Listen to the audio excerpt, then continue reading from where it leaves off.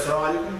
في البداية بعد الهبوط العنيف اللي حصل امبارح ناس كتير بتحاول تفسر سبب الهبوط. طبعا هو في كل الأحوال هو نزول عنيف جدا، غير متوقع ان يبقى النزول كان يبقى بالشكل ده. نزول فاجئ الناس كلها. القرارات امبارح او البيع امبارح كان واضح انه متركز جدا في المؤسسات. للاسف البياع كان كل المؤسسات والمشتري هم فقط الافراد اللي في السوق، سواء افراد عرب او افراد مصريين. باقي المؤسسات كلها كانت بيع.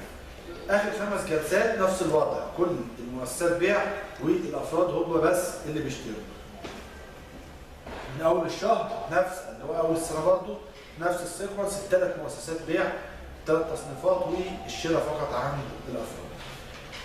سبب النزول الكلام تعدد واختلف. في بعض الناس قالت تعديلات المصريين الاحرار والانسحاب من المجلس.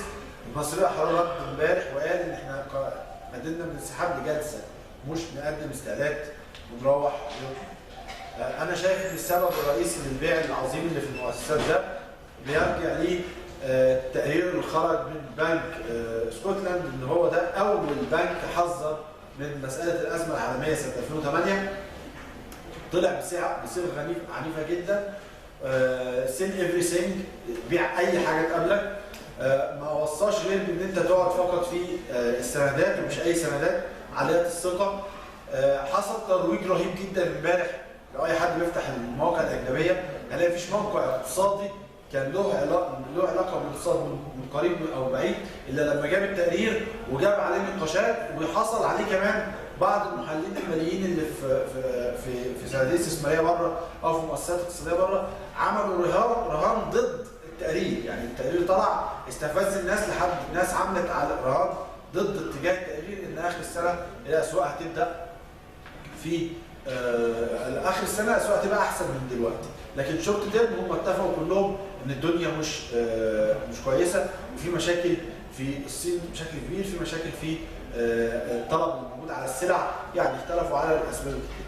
انا شايف ان السلوك العدائي او السريع بتاع المؤسسات اللي بيحاول يسبق شويه اي موجه بيع محتمله هو السبب في انخفاض السوق بالشكل ده. ما عنديش قناعه لحد دلوقتي ان ممكن نفس شكل النزول بتاع امبارح يتكرر. بيتهيألي الدنيا لازم تهدى شويه، ولازم الاسعار لو هو عايز يعرف يبيع شويه كمان حتى لازم يهدى. ما بقولش ان دي هتبقى فرصه ان احنا هنرد، لان الرده العنيفه كمان مش هتبقى حاجه جيده، بس هنتمنى ان هو يبقى حاجه باينه ليه العرض المالي الهبوط ماشي مفيش مشكله، بس مش عاوزين يبقى اجريسيف قوي في الحدث. الرئيس عبد الفتاح السيسي بيلتقي الملك سلمان بن عبد العزيز الشهر المقبل للاتفاق على تفاصيل توريد الوقود لمصر على مدار 5 سنوات. طارق عامر بلومبرج عمل معاه حوار كبير، اتكلم بحسنه جيده في الموضوع. قال المجلس التنسيقي المصري يهدف الى وضع رؤيه اقتصاديه شامله لمصر، يعني الدفع في الغالب هتبقى من خلال رسم السياسات الاقتصاديه من خلال البنك المركزي ولجنه التنسيق مع الحكومه. الحد من الواردات غير الضروريه بيوفر لمصر 20 مليار دولار سنويا، ده برضه على كلام طارق عامر. الاتحاد الاوروبي قد يستورد الغاز من حقل ظهر. مجلس النواب بيصادق امبارح على كل القوانين الاقتصاديه اللي طلعها الرئيس السيسي والرئيس عدلي منصور. وقف امبارح تماما او رفضوا قانون الخدمه البدنيه.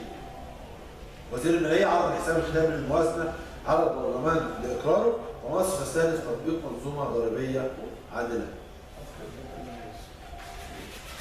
اخبار الشركات مفيش اخبار في الشركات كتير. ليفت ستاب تتوقع الموافقه على عقود مقاولات مقدمه بقيمه 42 مليون جنيه في 2016. الحديد والصلب ابتدى في تصدير 4,500 طن لسوريا وتركيا. ما عندناش اي صادرات وما اتفقناش على اي حاجه. البورصه تفحص مستندات زياده راس مال امريكانا مصر. بالفعل تؤجل اجتماع عموميتها. القضاء الاداري تؤجل دعوتين ضد المنتجعات السياحيه. اخر خبر الكابلات الكهربائيه تستكمل محادثات الاستحواذ على تابعه شركه بانيرز اللي هي الجيزه للكابلات.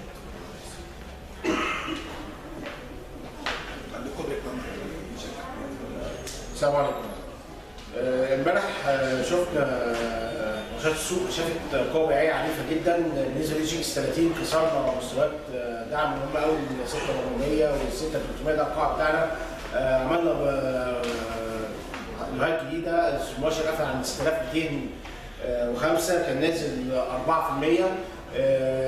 انا شايف ان كمان اي جي اكس 20 عمل لوهات جديده وكان نازل اكتر من ال 30 كان نازل 5%.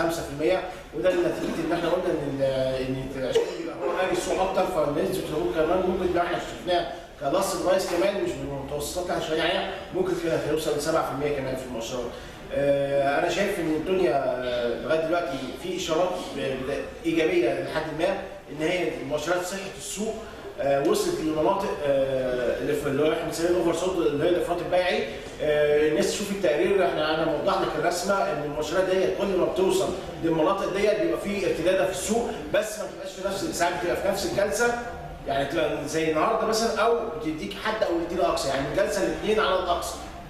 فما كانش ان هو النهارده السوق هيروح لكن المؤشرات بتاعت اللي هي بنسميها صحه السوق ده ماكلارين لما بتوصل للاوفر سول بيبقى فيه ارتداد في السوق وانا دي موضحها لك وموضح لك مع كل ما المؤشر بتاع صحه السوق يوصل للاوفر سول بنلاقي فعلا ان اي جي اكس 30 بيعمل قاع ويطلع ارتداد. ساعات الارتداد دي بتقعد 3 4 جلسات وساعات بتاخد فتره اكتر. فعموما لكن ما بتحصلش في نفس مش واحده من السوق المؤشر وصل النهارده وصل امبارح كده السوق هيموت النهارده لا ممكن يموت النهارده او الحد او الاثنين بالكبير قوي. الدعوم اللي عندنا بالنسبه للاي جي اكس 30 عندنا مستوى 6150 وبعد كده منطقه 6800. على الشارت الويكلي في حاجه ايجابيه بتتكون بنسميها الفولينج ويدج لكن الفولينج ويدج لو احنا شغالين جواه ولو عشان نقول ان هو خلاص تم تكوينه لازم يكسر مستوى ال 6700. لو في حاله ده حصل ده هيبقى الشكل ده هيعكس مرحله الهبوط اللي احنا شفناها خلال السنه ونص اللي فاتت اللي هو من مستوى ال 10000 للمستويات اللي احنا وصلنا لها ديت. مش معنى الكلام دوت لا بقول لك خش اشتري لا بقول لك خلاص يعني الفتره اللي فاتت احنا بنقول خلي معانا كاش استنى في فرص هتيجي. انا بقول شايف ان خلال الجلسه بتاعت النهارده او الجلستين الجايين اعتقد ان الاسعار هتيجي هيبقى في فرص للشراء بس توقيت الشراء امتى بالظبط نستنى لما نشوفه بعينينا ولما نحس نشوف فعلا المؤشرات وصلت هيبقى فيها انحرافات ايجابيه بقى في اشارات شراء على المؤشرات هنقول. الانترا داي امبارح معظم الاسهم القياديه فيها استرنسات عايزه تكمل بس لغايه دلوقتي مفيش تاكيد ليها. هل لو حصل تاكيد ليها النهارده في نص الجلسه ممكن نبلغكم في نص الجلسه. اي جي اكس 70 وده اللي كنا بنقول الفتره اللي فاتت ما حدش يجي يقول ان اي جي اكس 70 اداؤه احسن من ال 30. لو في حد عنده على خلفيه بالميتا ستوك وجاب الار اس من ال 30 لل 70 هيحس ال 70 اقوى اداؤه اقوى بس اداؤه احسن في النزول عشان ال 70 بينزل اقل من ال 30. مش منطقي جدا ان انا لما اجي اعمل اختار ما بين خيار وجميز لا انا عايز تفاح والتفاح احسن من كده. فبالتالي ما ينفعش معنى ان السهم ان المؤشر اداؤه اقل او اداؤه افضل في النزول يبقى احسن. بصي بس انا لسه ما خلصتش.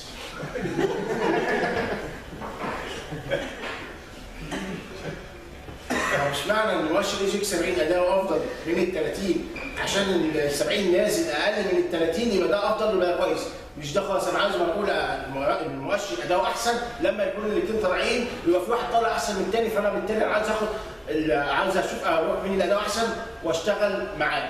ال 70 عندنا المستوى ده عند 350 لو في حاله كسره هيبقى رايح للبوتوم بتاعنا اللي هو 345.